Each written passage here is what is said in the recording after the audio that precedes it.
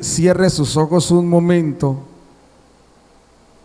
y le diga al Señor que en este día le hable. Amén. Padre, en el nombre de Jesús, hoy te rogamos que nos enseñes tu santa palabra, que nuestro ser se despierte al conocimiento de tu palabra en el nombre santo de Jesucristo el Señor. Que cualquier cosa que en nosotros se oponga a tu verdad, hoy la rechazamos de nuestra vida en el nombre de Jesucristo. Háblanos, Señor, te lo pedimos. Háblanos, Dios, te lo imploramos en el nombre santo de Jesucristo nuestro Señor. Solo a ti sea la gloria, Padre, en el nombre de Jesucristo. En el nombre de Jesucristo. Amén y amén. Amén. Bueno, hermanos, vamos a hacer una pequeña recapitulación. Recapitulando, ¿no? Entonces, estamos hablando de recuperar la influencia perdida. Recuperar la influencia perdida. ¿Y por qué digo esto? La iglesia del Señor siempre ha sido una fuerza influyente en la historia.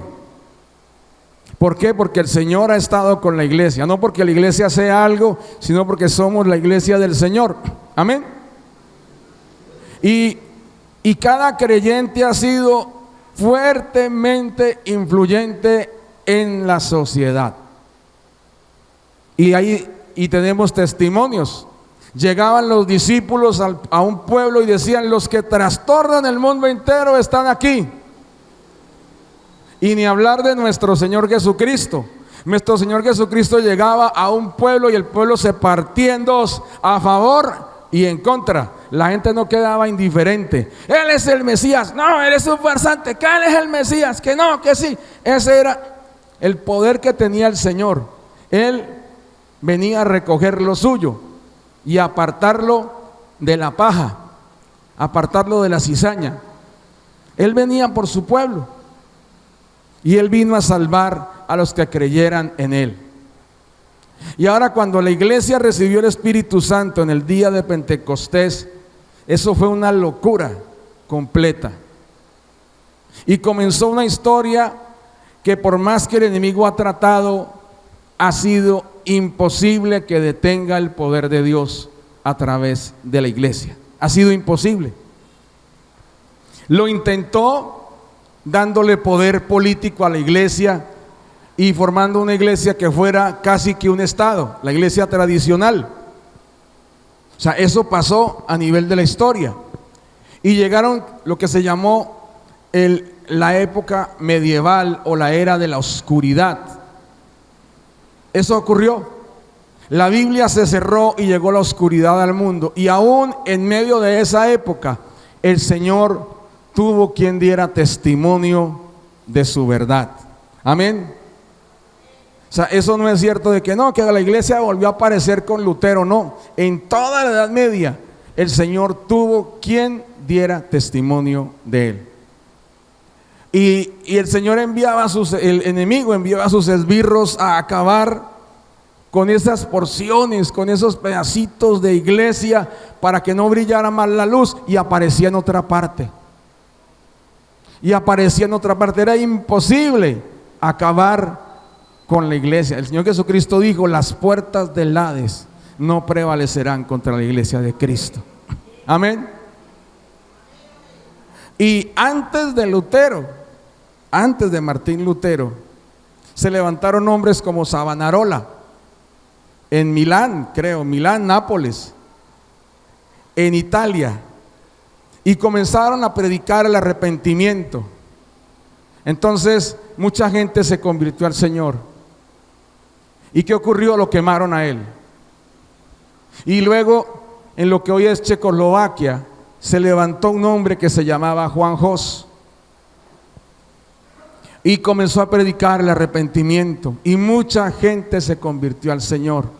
Inclusive ese mover de Dios llegó a Inglaterra y mucha gente se convirtió al Señor. En Europa mucha gente se convirtió al Señor. ¿Qué hicieron? Cogieron a Juan Hus y lo quemaron. Y cuando él estaba en la pira, siendo envuelto por las llamas, dijo lo siguiente: ustedes están matando a Jos. Y en el idioma checo, Jos es ganso. Pero dentro de 100 años se levantará un cisne cuya voz no podrán apagar, cuyo canto no podrán callar. 100 años después nació un hombre que se llamaba Martín Lutero. Y algo de su nombre traduce cisne. ¿Sí? Y se levantó ese cisne y ni a palo se callaba ese hombre. Era como si Dios hubiera hecho un clon de Jeremías. Ese hombre se encontró con el Señor, se dio cuenta de que no era por obras, de que no era por rezos, de que no era por obras humanas, sino que era por gracia y por fe. Y cuando él descubrió eso y creyó en Jesucristo, él dice que fue como si le quitaran un gran peso de sobre sus hombros. Y qué hombre para influenciar. Y la iglesia del Señor comenzó y no dejó de tener influencia.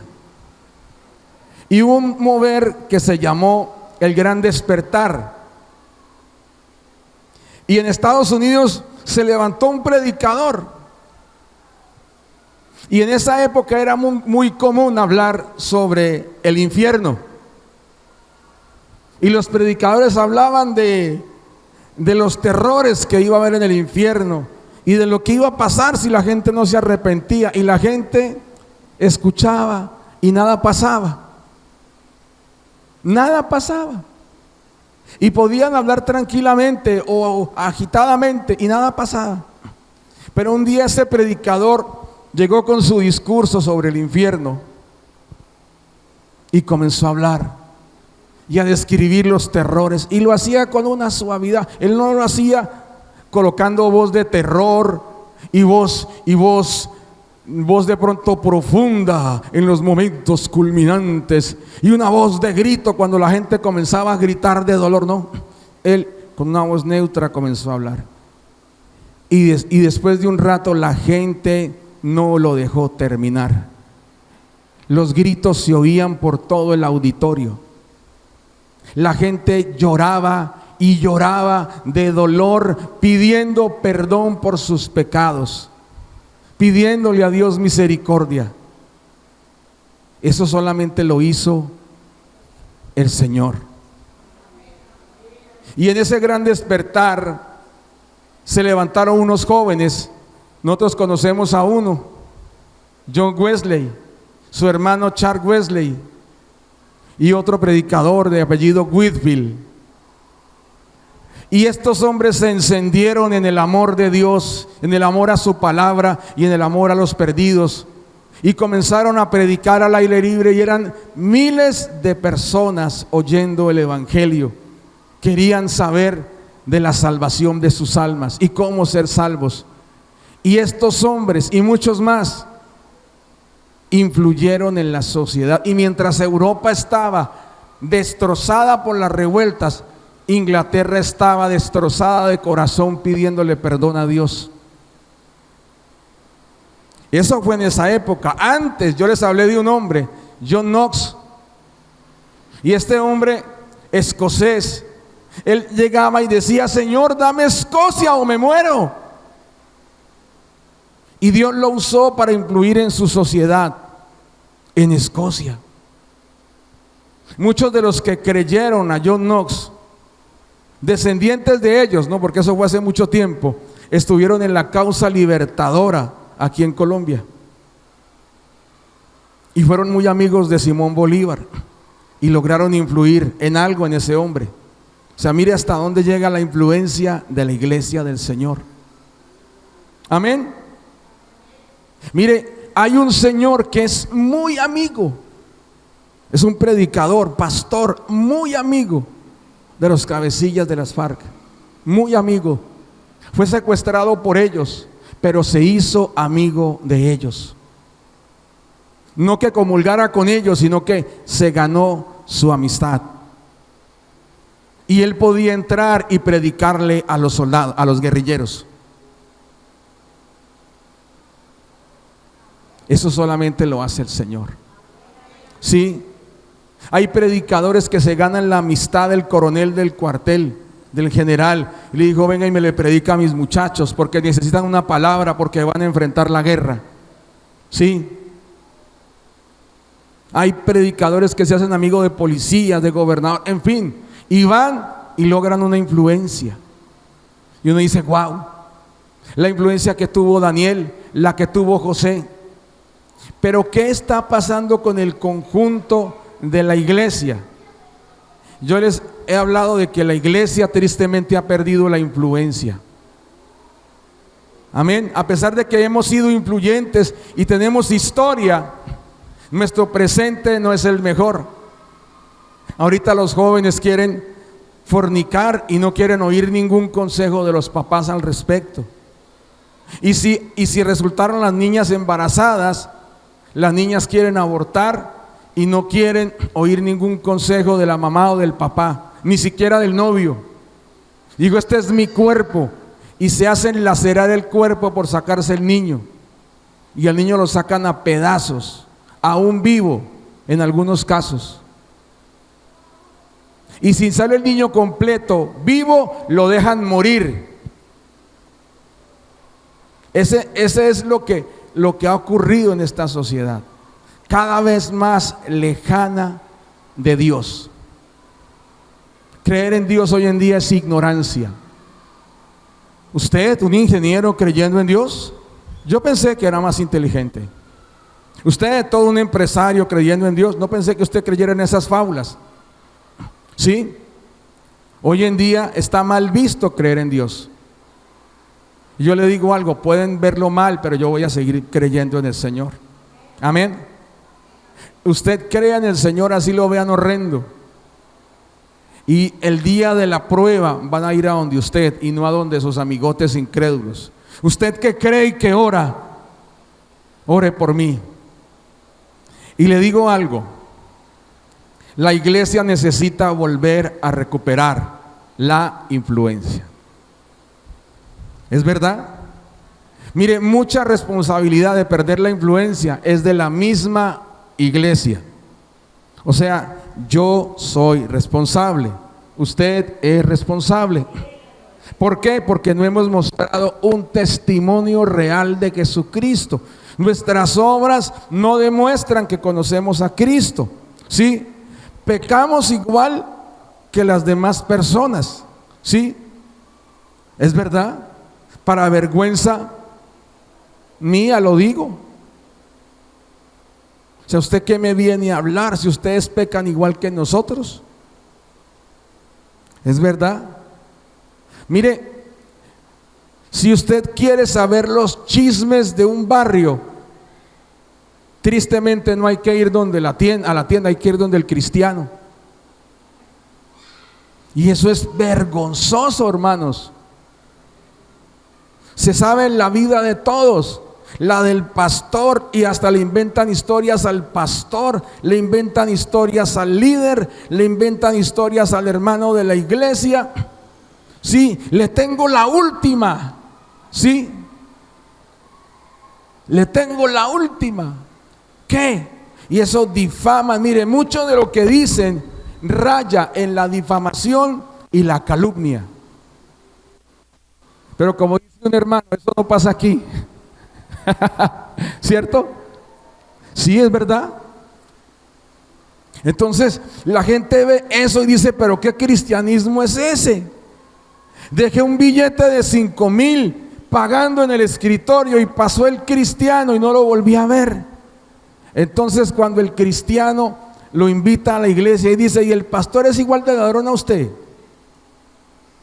Y yo: ¿por qué? Dijo: porque dejé un billete de 5,000, usted pasó y no lo volvió a ver. O sea, esa es la influencia. El mundo nos influenció y no nos dimos cuenta.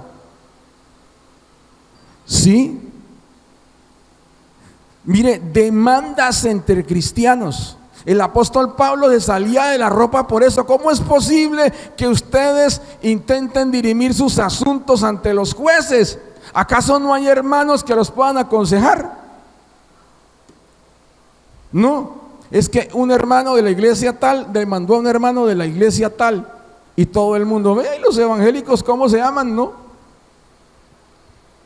Ese es el ejemplo que le estamos mostrando al mundo. Por eso les digo, la influencia es como que más bien nos están influenciando. Y eso, hermanos, eso es delicado, delicado.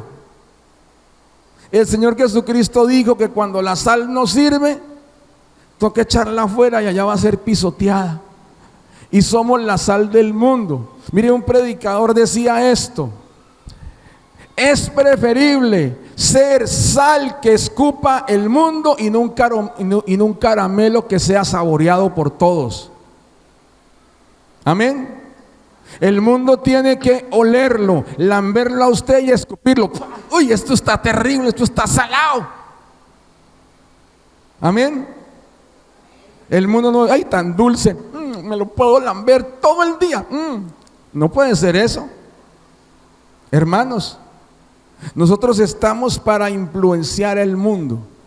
Y el Señor en la palabra nos dio la forma. Miremos Jeremías 15:9, por favor. Estoy recapitulando. Jeremías 15:9.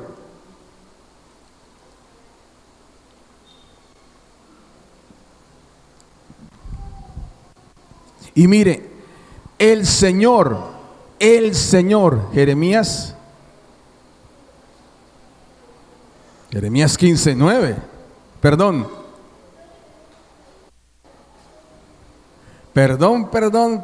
pero le di mal el texto.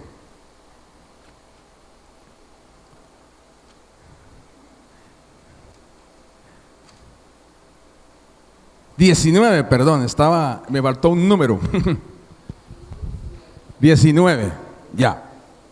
Listo, ahí está, perdón. Dice, por tanto así dijo Jehová, si te convirtieres, yo te restauraré y delante de mí estarás. Y si entresacares lo precioso de lo vil, serás como mi boca. Conviértanse en ellos a ti y tú no te conviertas a ellos. Amén. Miren, amados hermanos, Jeremías estaba enfrentando una situación en la que todo el pueblo de Israel se le estaba oponiendo. Y clamó al Señor pidiendo una respuesta. La respuesta que le dio el Señor fue que se convirtiera.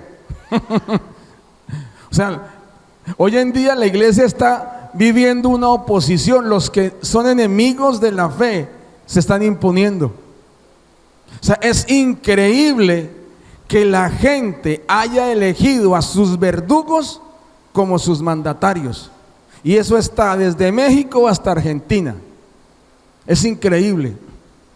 Pero lo hicieron. La gente escogió a sus verdugos. Y uno dice, y la iglesia, sí, la iglesia tristemente cayó en buscar el poder humano y no el poder de Dios. Y quedamos desde México hasta Argentina viendo un chispero y esperando que nos pongan la soga al cuello. Eso está pasando, hermanos. Normas contrarias a la fe, normas contrarias a la moral, normas contrarias a la vida, corrupción, y no les da pena cometer corrupción. No les da pena. ¿Usted por qué está recibiendo plata que es para los pobres si no necesita? ¿De malas? ¿De malas? Eso es lo que responden. Usted le va a responder a las víctimas y el personaje dijo quizás. O sea, la gente eligió sus verdugos y la iglesia quedó en el paredón de fusilamiento. Y uno pensando, ¿será que perdimos el tiempo? Todos los pastores en Colombia pensando, ¿será que perdimos el tiempo? Y Señor, eligieron el pecado, Señor, eligieron la maldad. Y uno espera escuchar una voz que diga, tranquilo hijo, vendrá un asteroide sobre ellos. No, Dios no dijo eso. Dios dijo, arrepiéntase usted. Paradójico, ¿cierto? Uno espera, no, Dios va a venir con juicio y va a coger esos sinvergüenzas y le va a dar duro. No, yo primero me voy a entender con mi iglesia. Los que primero le embarraron fue mi iglesia. Así que iglesia, arrepiéntase. ¿Sí? La iglesia perdió influencia porque le dio permiso al pecado y luego nos quejamos. Señor, ¿por qué pasa esto? Sí, ¿usted por qué está pecando? Sí, la iglesia dejó de darle valor a Dios y le dio valor a otras cosas. Entonces Dios le tiene que decir a su profeta, conviértase. Y le tiene que decir a su iglesia, conviértase. Y les expliqué que era la conversión. Es cuando se cambia algo a un estado diferente. ¿Sí? Conversión no es un cambio de ropa. Entonces, por ejemplo, yo estoy vestido así, pero me dijeron, pero venga a jugar fútbol. Entonces voy y me pongo una sudadera o una pantaloneta. Ese es un cambio de ropa, no más. Pero un cambio, una conversión, es que si la persona era una mentirosa, ahora ya no lo es. Amén. Si era de ojitos inquietos, ahora rinde sus deseos y anhelos carnales a Dios y respeta a las mujeres. Amén. Que si era un lenguisuelto, chismoso, entonces rindió su lengua al Señor y ahora solamente predica el evangelio. Amén. Entonces los vecinos no lo buscan para que le cuente chismes, sino que llegue y mire, la palabra de Dios dice. ¿Ya? Esa es una conversión. Dice, si te convirtieres, yo te restauraré. Y esa es una acción que hace Dios. Uno se convierte, Dios lo restaura. Y la restauración es volver algo a su estado original. Y puede estar completamente destrozado. Hay gente que coge pedazos de porcelana y usted dice, ¿y esa no era la porcelana que se partió? Y íntegra, arreglada, la restauró. Un auto completamente destruido y cuando uno va a mirar, ya está el chasis enderezado, las latas pintadas, el motor andando, la silletería arreglada. Restauración. Y cuando Dios lo hace con nosotros, es que nos coloca en el estado en el que le podemos servir mejor. La semana pasada les hablé de la restauración a nuestro estado de hijos. El hijo pródigo dilapidó todo. El padre no le devolvió todo. Ya era del hijo mayor. Lo restauró a su condición de hijo. Amén. Y luego vemos cómo el Señor restauró a una persona que no le conocía, al gadareno, un tipo repleto de demonios. Abrió la puerta a cuanta maldad quiso y quedó endemoniado.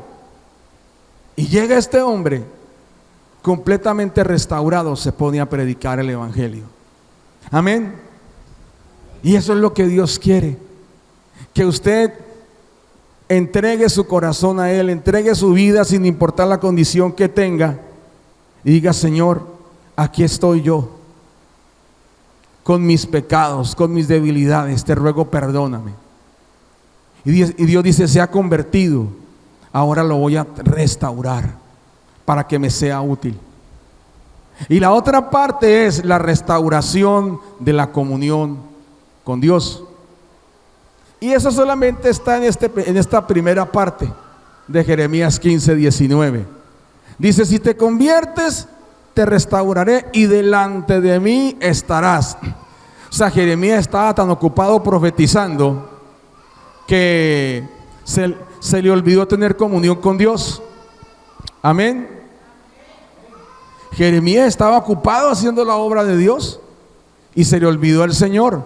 Pero Dios le dice, conviértase, yo lo restauro y va a estar delante de mí.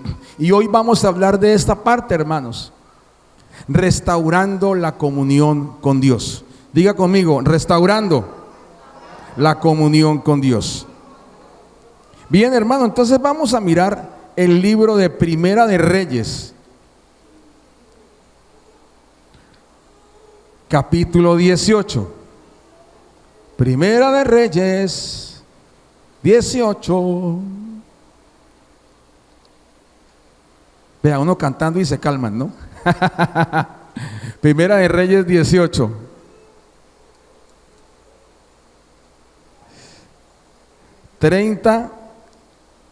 al 39. A ver.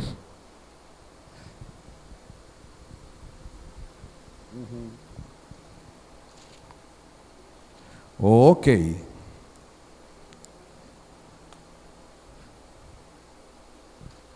Esta es la historia de Elías y los profetas de Baal. Pero tomé esta porción para que miremos un detalle. Antes de esto, les cuento, de leer esta parte, les comento. El profeta Elías le había vamos a devolver la cinta. Llegamos a la época del rey Acab, y el rey Acab tenía un culto así más o menos a Dios. No era muy fervoroso de Dios, y para acabarla de ajustar, se casó con una princesa fenicia, Jezabel. Jezabel no era israelita, era fenicia.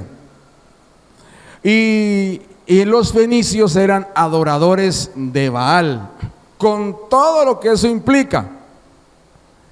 Cultos repletos de excesos inmorales y de sacrificios humanos. Y esta mujer era muy fervorosa de su falso dios Baal, y comenzó a decirle, y ahí fuera de eso era una manipuladora de miedo. Llegó la esposa y Acab le dijo a Jezabel: debes saber que yo soy la cabeza de la casa. Y ella le dijo: y yo soy el cuello, y para donde yo quiera lo muevo a la cabeza. Y ella a mover acá para donde ella quería. Vamos a instituir el culto a Baal. Y levantaron el culto a Baal. Vamos a perseguir el culto a Jehová y a perseguir a los profetas de Jehová. Listo, mija, lo que usted quiera. Y mija, me gusta ese jardín. Listo. Decía: máteme al dueño de ese jardín y me traen las escrituras. O sea, esa era una joyita completa. Y en esa se levanta un hombre llamado Elías, que dice lo siguiente: así dice el Señor, no habrá más lluvia si no es por mi palabra.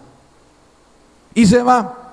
La tradición dice que cuando los guardias fueron a capturar a ese profeta que había sido irrespetuoso con el rey Acab y la reina Jezabel, desapareció. Eso dice la tradición. Los judíos entendían que Dios podía llevarse a Elías en cualquier momento si había un peligro. O sea, está en tal parte y no lo encontraban y aparecía en otra. Eso era lo que pasaba con Elías. Tremendo. Y luego de 3 años regresa y se le aparece a un servidor de Acab y le dice: llama a tu rey que venga a hablar conmigo. Y después de mucho rogar y negociar, el hombre fue y le dio la razón al rey Acab. Y Acab le dijo: el que trastorna a Israel está frente a mí. Dijo: el que trastorna a Israel eres tú y tu esposa. Reúnanme a todos los profetas de Baal y de Acera en el monte Carmelo. Y bueno, pusieron las condiciones del enfrentamiento. Levanten su altar, yo levanto el mío. Sacrifiquen el toro, yo sacrifico el mío. El Dios que responda por fuego, ese es Dios. Listo. Y durante toda la pantomima que hicieron los sacerdotes de Baal, ni con un fósforo pudieron prender el fuego, ni con trampa, nada. No descendió fuego del cielo, no hubo quien respondiese. Y ahí es donde entra este hombre. ¿Ya? Si ustedes captaron la historia, hay una clave. ¿Por qué vino la sequía? Entonces, Mire lo que dice en el versículo 30. Entonces, dijo Elías a todo el pueblo: acercaos a mí. Todo el pueblo se le acercó. Elías arregló el altar de Jehová, que estaba arruinado. Tomó 12 piedras conforme al número de las tribus de los hijos de Jacob, al cual había sido dada palabra de Jehová diciendo: Israel será tu nombre. Y edificó con las piedras un altar al nombre de Jehová. Después hizo una gran zanja alrededor del altar, en que cupieran 2 medidas de grano. Preparó la leña, cortó el buey en pedazos, lo puso sobre la leña y dijo: llenad 4 cántaros de agua y derramadla sobre el holocausto y sobre la leña. Hacedlo otra vez, dijo, y lo hicieron otra vez. Hacedlo la tercera vez, dijo de nuevo, y lo hicieron la tercera vez. De manera que el agua corría alrededor del altar, y también se había llenado de agua la zanja. Cuando llegó la hora de ofrecer el holocausto, se acercó el profeta Elías y dijo: Jehová, Dios de Abraham, de Isaac y de Israel, sea hoy manifiesto que tú eres Dios en Israel, que yo soy tu siervo y que por mandato tuyo he hecho todas estas cosas. Respóndeme, Jehová, respóndeme, para que conozca este pueblo que tú, Jehová, eres el Dios, y que tú haces que su corazón se vuelva a ti. Entonces cayó fuego de Jehová y consumió el holocausto, la leña, las piedras y el polvo, y hasta lamió el agua que estaba en la zanja. Viéndolo todo el pueblo se postraron y dijeron: Jehová es el Dios, Jehová es el Dios. Amén. O sea, eso es impresionante, hermanos. Y le voy a contar un par de detalles más. ¿Estaban en qué? ¿En lluvia o en sequía? Entonces, si hay sequía, ¿qué falta? Falta la comida y el agua. Los animales se mueren. El agua es rara de encontrar. Y llega y dice: sacrifiquemos 2 toros. A buscar 2 toros. 2 toros. A ver cuál está vivo por ahí. Ahí están. Ya el Señor sabía cuáles eran, pero eso era raro. El ganado se estaba muriendo. Y llegan esos toritos. Y luego Elías dice: llenen de agua la zanja. ¡De agua! Pero si hay sequía. Este man es un inconsciente. ¿Cómo vamos a regar el agua encima de eso? Hágale. O sea, era un sacrificio. El toro era un sacrificio. El agua que estaban necesitando, yo creo que eran echando el agua y la gente decía: el agua.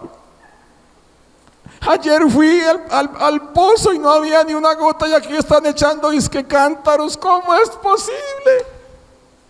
La gente reseca de la sed. ¿Ya? O sea, eso es como cuando nos castigaban en el colegio, nos ponían a formar a pleno sol, y el profesor llegaba a tomarse un juguito, una gaseosa, y miran a nosotros: viejo ¿sí? Ahora imagínense la gente viendo echar cántaros de agua. Estos están botando agua. Pero es que es un sacrificio. Estaban entregándole a Dios todo. Y luego comienza Elías a orar: Señor, respóndeme, que por mandato tuyo he hecho esto. Y viene el fuego y se come el holocausto, la madera, las piedras. Una piedra que para consumirla, o sea, lo único que logra hacer uno con una piedra es chamuscarla. Es que ni la chamusca. Se requiere muchísima temperatura para que se derrita, que la lava volcánica. Y llega y se evapora por el fuego. El polvo que estaba cubriendo el terreno, porque ustedes saben que es el desierto, y hay sequía, ese polvo se consume por el fuego. Y el agua, eso quedó un hoyo negro ahí. Y todo el mundo, el Señor es Dios. El corazón de esta gente se volvió a Dios. Amén. Y si podía enviar fuego del cielo, también puede enviar agua. Y la mandó. Amén. Pero quiero reparar en un detalle. Restaurando la comunión con el Señor. Miren el versículo, por favor. 30, la parte final. Dice, Él arregló el altar de Jehová que estaba arruinado. Amén.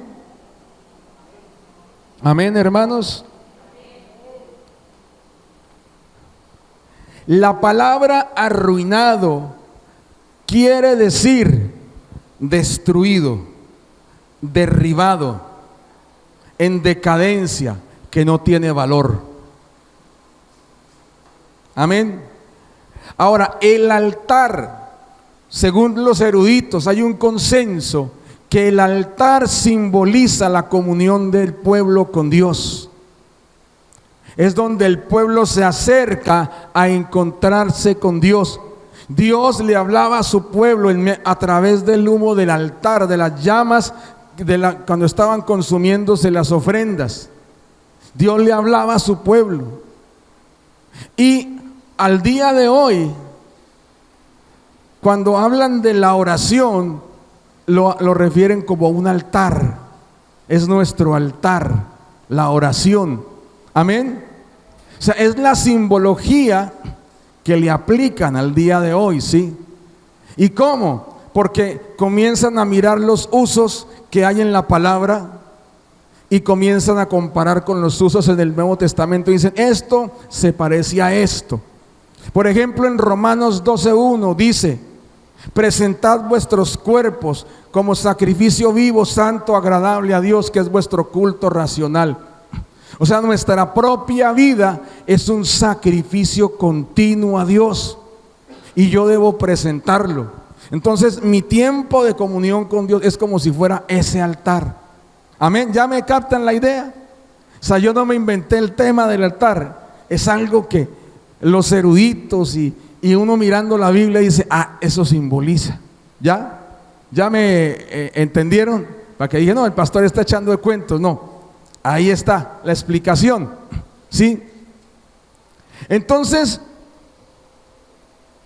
Elías hace algo antes de que pasara. Mire, antes de que el Señor escuchara la oración, antes de que descendiera el fuego del cielo, antes de que se consumiera el holocausto y todo lo que se consumió, antes de que el corazón de la gente se inclinara a Dios, antes de derrotar a los profetas de Baal, primero restauró el altar. Amén. La iglesia de hoy quiere milagros, Señor, y en el culto de hoy que se levanten hasta los muertos, y la gente sale muerta de pereza de la iglesia. ¿Sí? Que se conviertan los pecadores, y se convierte hasta el pastor en pecador. ¿Sí? No, sí, eso es verdad. Señor, queremos que haya milagros, que comience a haber más gente, y la gente se va. ¿Sí? O sea, estamos viendo todo lo contrario a nuestras peticiones. ¿Por qué? Porque no hemos restaurado el altar de oración. No hemos restaurado nuestro tiempo de comunión con Dios. Hemos dado lugar al pecado. Eso ya lo hablamos. Y ahí la manera, la conversión, el volvernos a Dios. Ahí es cuando usted y yo comenzamos a restaurar nuestra comunión con Dios. Amén. Cuando usted decide de corazón rendirse a Dios, ahí usted comienza. Amén. Ahora, hay otra frase que usa en el libro de Primera de Reyes, y él dice, Él arregló. Él arregló. Dios no lo arregló el profeta. ¿A quién le toca arreglar su tiempo de oración? Ay, al pastor, que el pastor venga y ore conmigo. Hermano, yo no vivo en su casa. Yo tengo que arreglar mi altar. Yo tengo que ir, Señor, vengo aquí a poner las cosas en orden. Usted le toca lo suyo. Hermano, quiero decirle, ay, qué problema el que tengo en la casa, debo orar. Pastor, venga, no, le toca a usted arreglarlo, hermano. Me llamará, me contará, lo apoyaré en oración, pero el que está enfrentando el tema es, amén, es usted. Y usted es el que tiene que arreglar su altar. ¿Amén o no amén? Sí. Hermanos, arreglar quiere decir poner en orden, poner las cosas como estaban antes de. El altar era edificado con 12 piedras que significaban las 12 tribus. El altar a Jehová, el altar no era tallado, era con piedras reunidas y se armaba ese montículo para ofrecer al Señor. Y cada piedra significaba una tribu. La Biblia dice que usted y yo somos piedras vivas y que somos un edificio. Amén. Que juntos formamos un edificio. La iglesia del Señor, no este templo, sino una iglesia espiritual, un templo espiritual.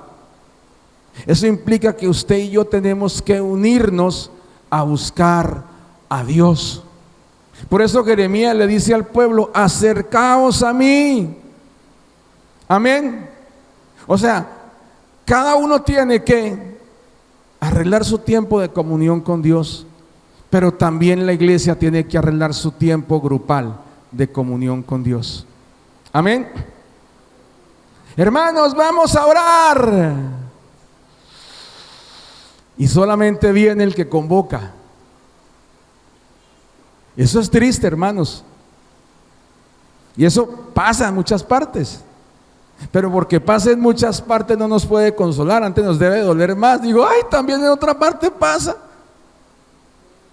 Necesitamos volver, hermanos, a los tiempos de ayuno el 1 de mayo. Amén. A los tiempos de vigilia. Vamos a estar buscando más tiempos para vigilias, más tiempos para ayunos, más tiempos para buscar a Dios en oración. Recuerde, antes de que pasara todo lo que pasó, primero arregló el altar. Amén.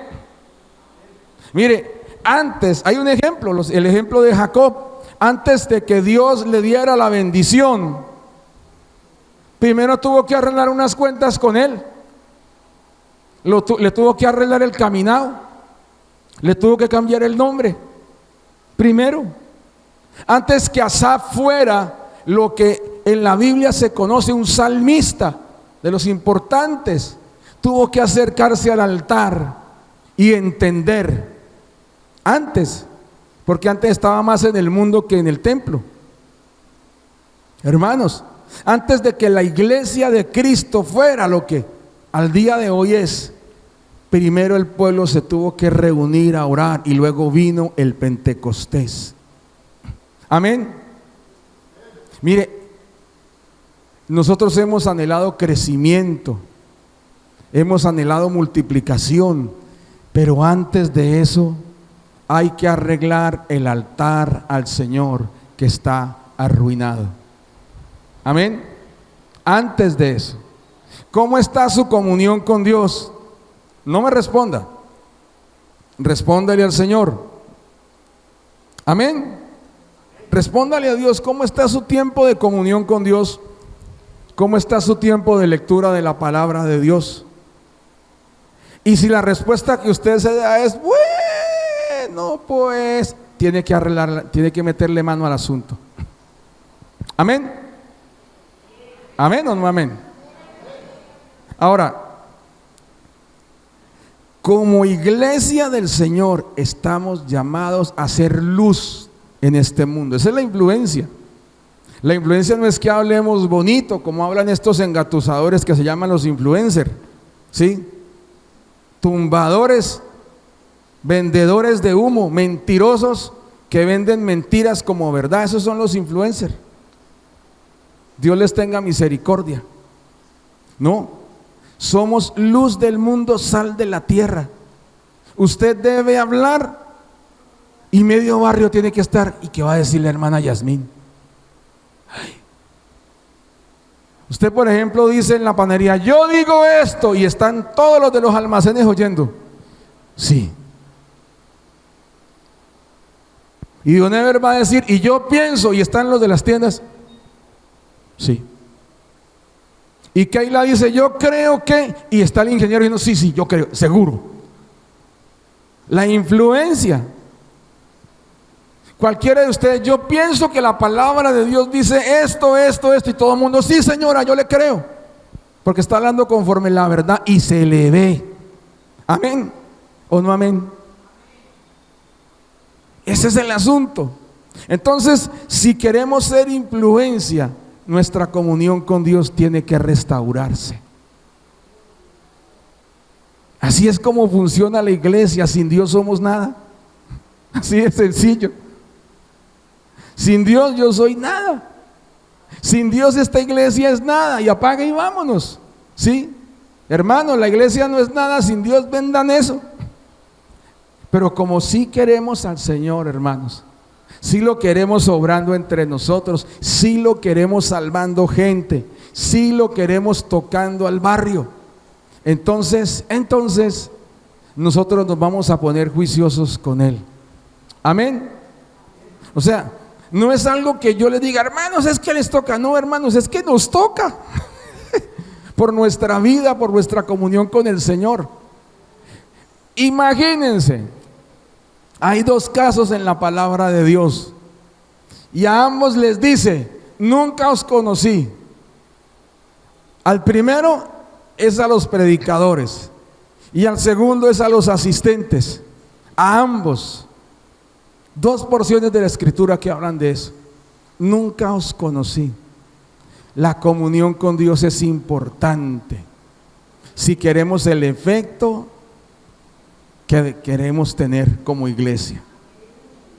Mire, cuando predicaban los apóstoles se convertían miles. Diga conmigo, miles. Y no estamos listos para predicarle a miles. ¿Cómo nos ponemos listos? Mire, un pastor, un predicador, él tiene muchos videos en YouTube. Él se llama Ray Comfort. ¿Sí? Ray Comfort.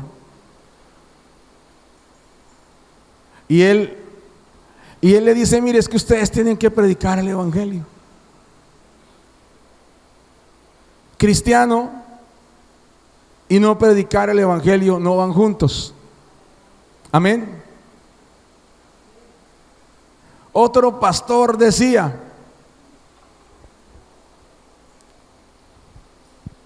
la iglesia necesita tener una estructura para recibir a todos los que van a venir. Amén. ¿Quiénes van a recibir a las personas que van a llegar nuevas? ¿Sabe quién? Ustedes y yo. Esos son. ¿Quiénes van a ser los líderes que le van a enseñar la palabra? Ustedes y yo. ¿Quiénes van a ser los líderes que van a enseñarles a conocer a Dios? Ustedes y yo.